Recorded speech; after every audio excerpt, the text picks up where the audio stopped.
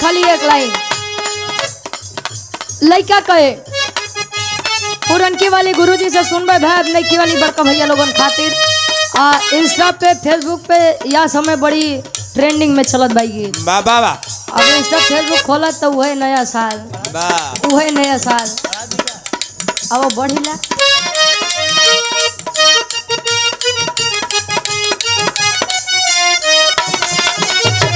आइल बड़ू होटल खोला तनी बोतल मुंह से लगल गोरिया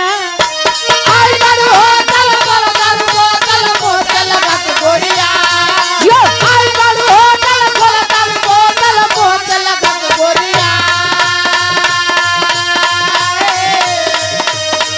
हां आइल बड़ू होटल खोला तनी बोतल मुंह से लगल गोरिया तनी हुई यार में बियर से नहाला गोरिया यार में बियर से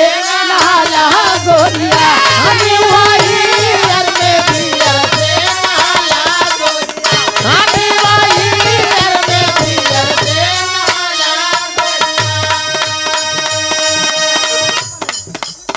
कहे आहिर बड़ू होटल बोला तनी बोतल मुंह से लगा गोरिया न्यू ईयर में बियर से आज के जनरेशन वाले के नया साल बा पहले के नया साल आवे तो लड़का छोटे के रहे तले नींद नहीं खुले तब ले भैया दीदी बहनी हैप्पी न्यू ईयर नया साल मुबारक हो। आज तो जब ले 2-4 बोतल आई ना जाए देखा था नया साल के पार्टी तो कितना जने आजे मनाई ली है पार्टी आज जब दोबारा मिली ये 51 रुपये हृदय के गार्जियन जी बहुत सुंदर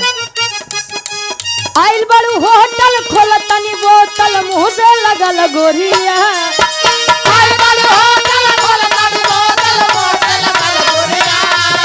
आइल बड़ू होटल खोल तनी बोतल मुंह से लगल गोरिया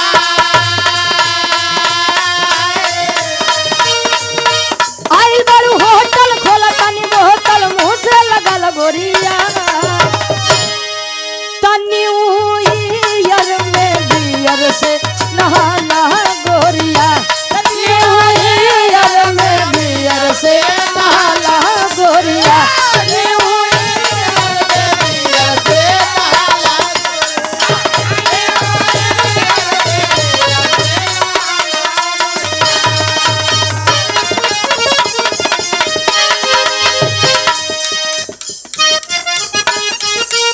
क्या बात है नईकी भी बा पुरान की भी बा पुरान गीत रहे आज के गवैया एक नया में ढाल दे कहे लाल लाल होठावा से लाल लाल होठावा से चुए लाल लैया हो की रस चुए ला अरे यार बड़ा बढ़िया ब्रेक मारा थे लाल लाल होठावा से लाल लाल होठावा से चुए लाल लैया हो की रस छुएला हो की रस छुएला जैसे मावा के मोजरा से रस छुएला हो की रस छुएला जैसे मावा के मोजरा से रस छुएला हो की रस छुएला जैसे मावा के मोजरा से रस छुएला हो की रस छुएला लइका कहे प्यार वाली बोती आजे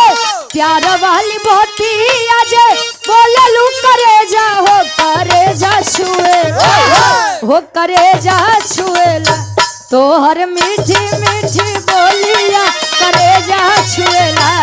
हो करे जा छुएला तो हर